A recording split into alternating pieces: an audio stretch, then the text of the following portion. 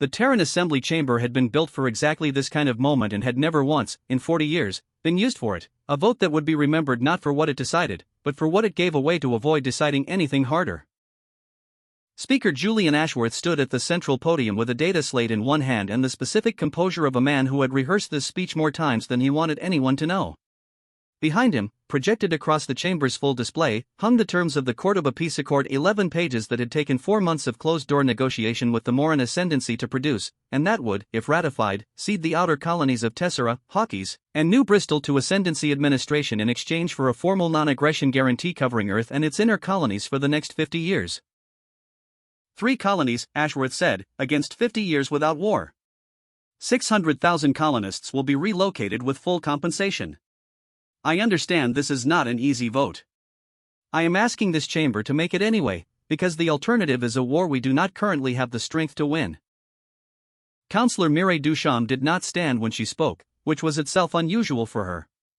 600,000 people did not vote to be a peace offering, she said.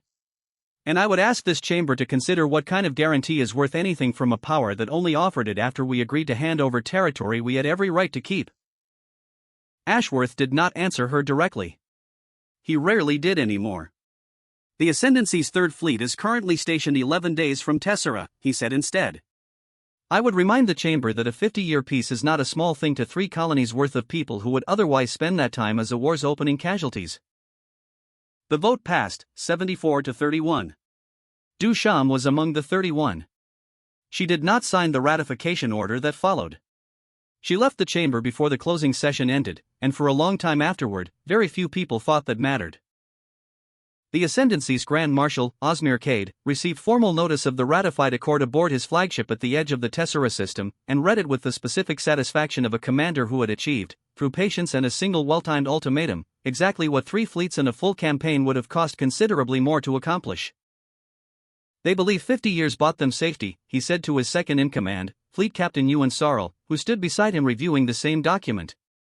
What they have actually purchased is 50 years in which we will be considerably closer to their remaining colonies than we are today, with a treaty in hand that makes any objection they raise look like the aggression. Sarl said nothing. She had served under Kade for 11 years and had learned, in that time, that his read of an opponent's weakness was very rarely wrong, and that this fact did not make it comfortable to witness in practice. Kade filed his report to Ascendancy High Command that evening.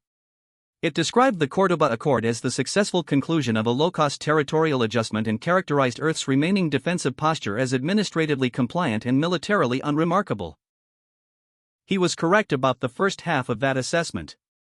He would spend a great deal of the next several weeks discovering how wrong he had been about the second. 14 years before the Cordoba Accord was ever drafted, a defense contingency office that did not appear on any assembly budget line, staffed by people who had never been asked to justify their funding because the funding had never officially existed, began work on a program with a single founding premise, that a species which negotiates from a position of visible strength rarely has to use it, and a species that negotiates from visible weakness eventually loses everything anyway, one accord at a time. Fleet Admiral Corwin Ness had run that office for the last 9 of those 14 years.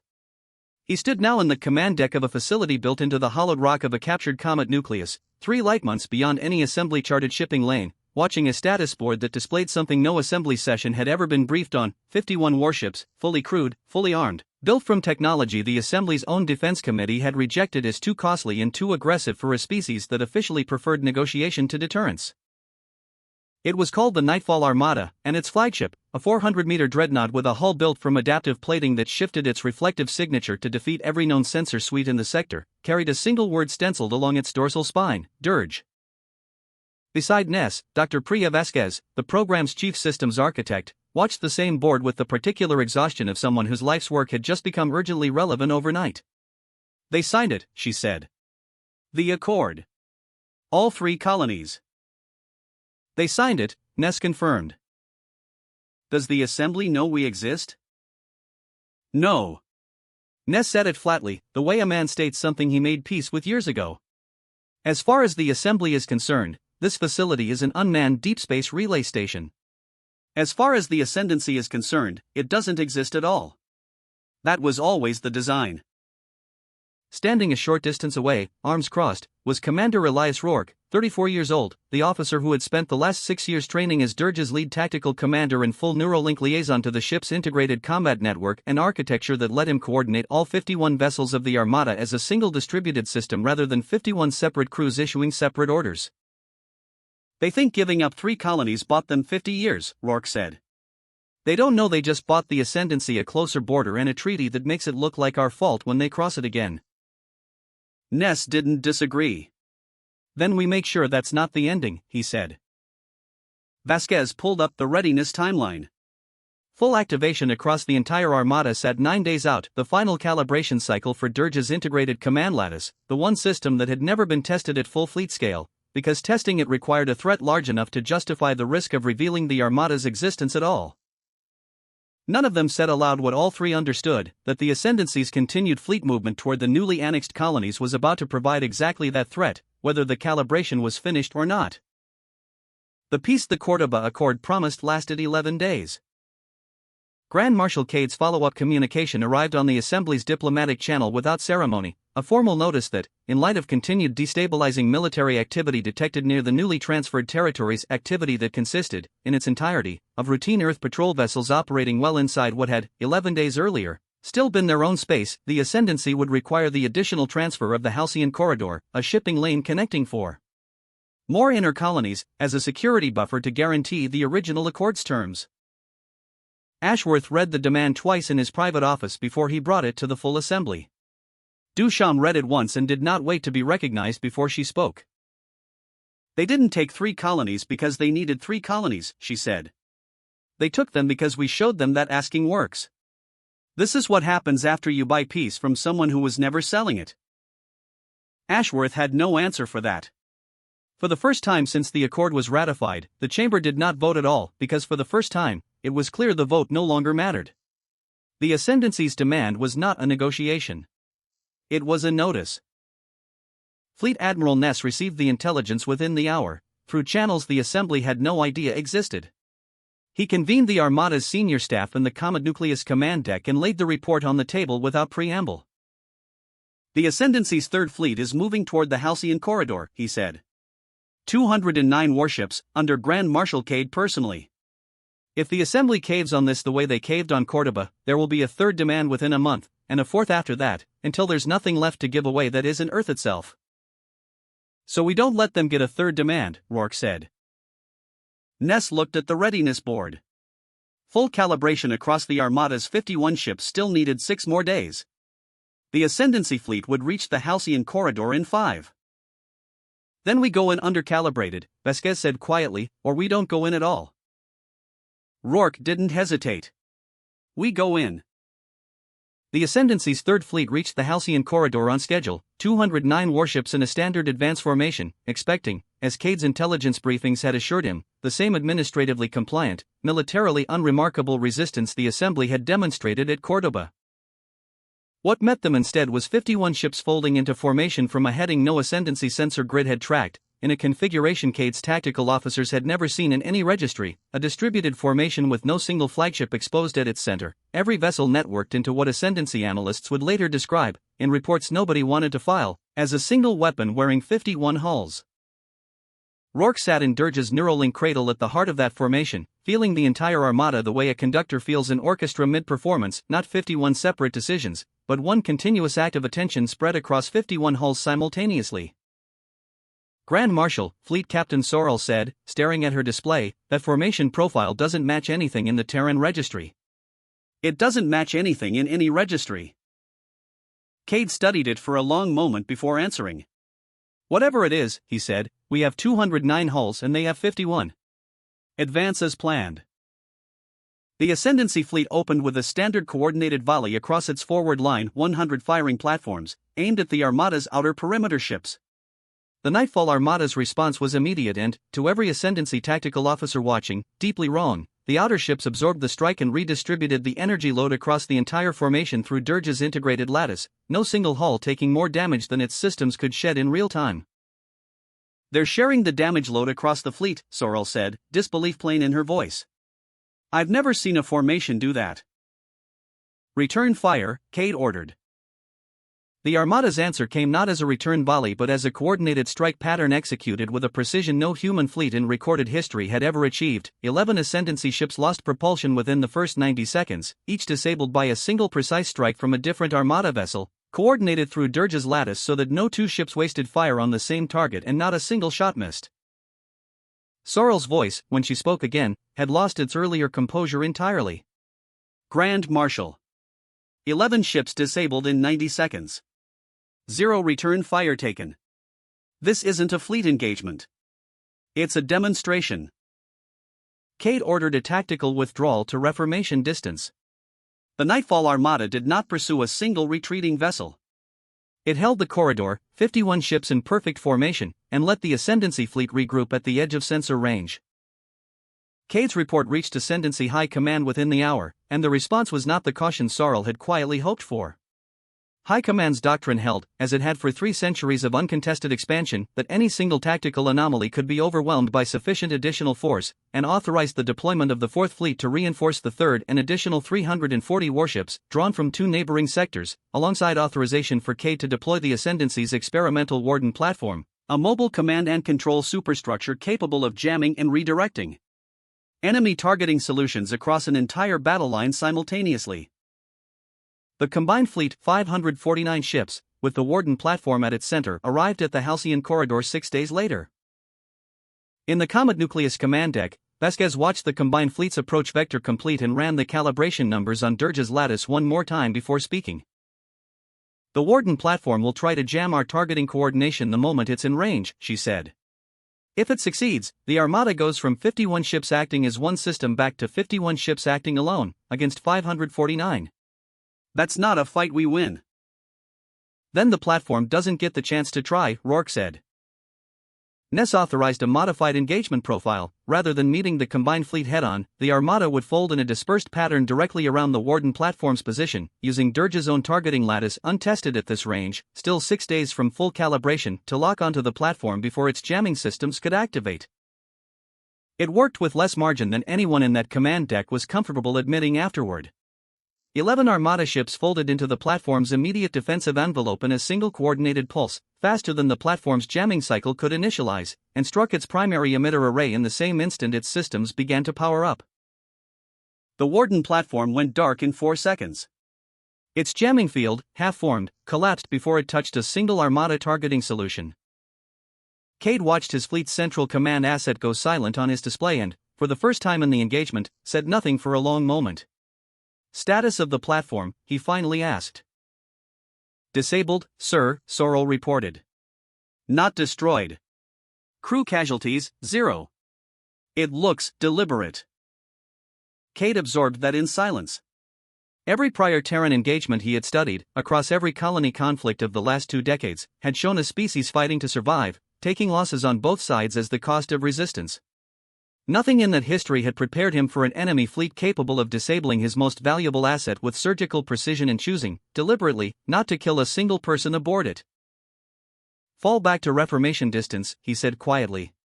All ships. Ascendancy High Command's response to the loss of the Warden platform was not withdrawal.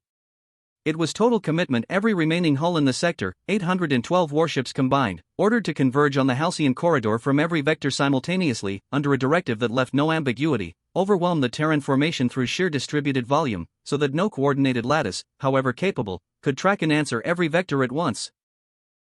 Kade received the order and, for the first time in the campaign, hesitated before transmitting it to his fleet. He understood, better than anyone in high command reviewing the engagement reports from a comfortable distance, that this was no longer a demonstration of strength against a weaker opponent. It was an unknown quantity being tested at a scale nobody, on either side, had ever attempted. He gave the order anyway. 812 ships began a full convergence burn on the Halcyon corridor, weapons hot, from every approach vector Ascendancy tactical planning could identify. In the Comet Nucleus command deck, Ness watched the combined formations numbers climb across every sensor feed the Armada could reach and opened a direct channel to Rourke. Elias. 812 ships, full convergence. What do you need? Full lattice authority, Rourke said. All 51 ships, synchronized through DIRGE, no independent maneuvering. If we're doing this, we do it as one system or we don't do it at all. Ness authorized it without hesitation.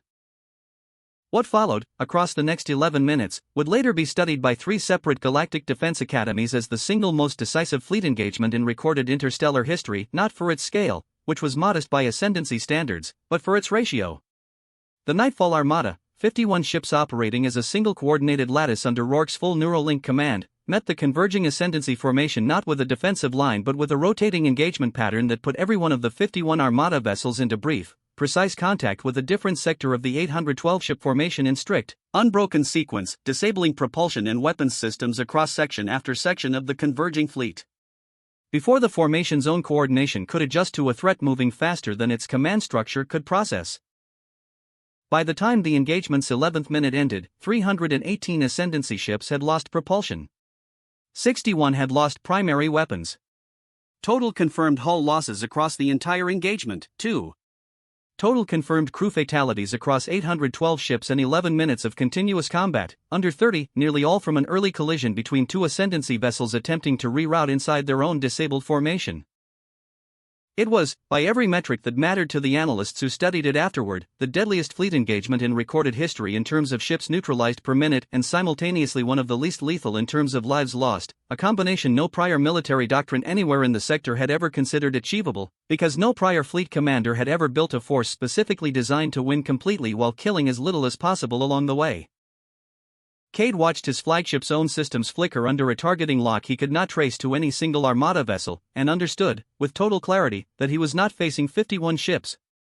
He was facing one weapon that happened to occupy 51 hulls, and it had just proven, conclusively, that volume was not the answer to whatever this was. DIRGE folded directly in front of Kade's flagship. Rourke's voice came over the open ascendancy channel, level and unhurried. Grand Marshal Kade. Your fleet is disabled. Your flagship is untouched. You have one option remaining, and I would rather you take it than have it taken for you.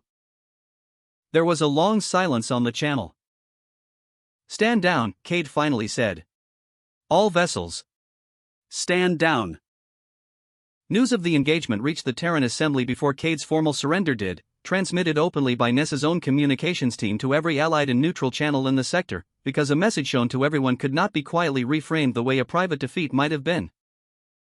Speaker Julian Ashworth watched the footage alone, in the same chamber where the Cordoba Accord had been ratified 11 days earlier, and understood, with a clarity that arrived considerably too late, that the 50 years of peace he had negotiated by giving away 3 colonies had been rendered meaningless within a fleet action that had cost the ascendancy more than any accord ever could have, an outcome the Assembly's own leadership had never known was possible, because the fleet that achieved it had never once been shown to them. He was formally censured within the week. Councilor Duchamp, the lone dissenting voice at the original vote, was asked to lead the Assembly's delegation to the surrender terms that followed, and accepted on the condition that the terms include a clause no accord in Terran diplomatic history had carried before, full public disclosure, filed with every neutral registry in the sector, that Earth possessed defensive capabilities the previous Assembly leadership had neither authorized nor been briefed on, and that any future peace negotiated on Earth's behalf would require confirmation from the officers who had actually built and commanded that capability. Fleet Admiral Ness attended that session in person, the first time in 14 years anyone outside his own program had seen him do so. You built this without Assembly authorization, Duchamp said to him afterward, in the corridor outside the session, her tone more curious than accusatory. I built it because I watched the last 3 species who trusted an aggressor's peace offer lose considerably more than 3 colonies, Ness said. I'd rather explain an unauthorized fleet to a censure committee than explain to 600,000 relocated colonists why we didn't have one. Duchamp studied him for a long moment. The Assembly is going to want oversight of this program going forward. The Assembly can have oversight, Ness said. What it can't have is the option to trade it away again the next time someone offers 50 years of quiet for a colony nobody in this chamber has to live in. The Ascendancy's formal surrender terms, filed 3 weeks later, returned the Halcyon corridor and the 3 Cordoba colonies to Terran administration, alongside a reparations schedule and a public acknowledgement filed with every neutral power in the sector that the original territorial demands had been made in bad faith. Grand Marshal Kade, in a decision that surprised his own high command more than anyone else's, requested and was granted a formal diplomatic audience with Ness before the terms were finalized. I have spent 11 years building fleets on the principle that force determines outcome, Kade said. I would like to understand what principle yours was built on, since it does not appear to be the same one. Ness considered the question for a moment before answering. Ours was built on the idea that you shouldn't have to choose between being strong enough to survive and being someone worth surviving as, he said. We spent 14 years making sure we'd never have to pick one. 3 weeks after the engagement, Commander Elias Rourke walked into the bay where DIRGE sat dormant, its adaptive hull settled back into a quiet, unremarkable configuration. The 50 other ships of the Nightfall Armada docked in formation around it exactly as they had been before any of this began, nothing about any of them suggesting, to an outsider, that this was the fleet. 3 separate defense academies were already beginning to study as the most decisive engagement in recorded history. He stood in front of DIRGE for a long while. He didn't say much. He rested one hand against the cool hull plating. We didn't have to become what they were, he said quietly, to prove we could stop them. That was the part one wasn't sure we'd manage. Vasquez, standing a short distance away with a diagnostic tablet she hadn't checked in several minutes, thought about that for a moment before answering. That was always the actual mission, she said. The fleet was just the part everyone eventually saw. In a small records office in the Assembly's Defense Archive, a junior analyst updating Earth's sector-wide threat classification found the existing entry, filed after the Cordoba Accord, still describing Terran military capacity as limited, non-aggressive, treaty-compliant. She deleted it, sat with the blank field for a long moment, and typed a new classification, followed by a note her supervisor would approve without changes the next morning and forward to every Allied power still deciding, in the wake of everything that had just happened, exactly how much caution Earth's next treaty negotiation deserved. Reassessment based on Halcyon corridor engagement outcomes. Full fleet capacity previously unknown to this assembly. Demonstrated capability to neutralize numerically superior hostile force with minimal loss of life on either side.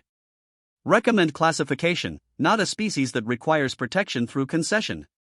A species that requires negotiation through respect. No one ever revised it.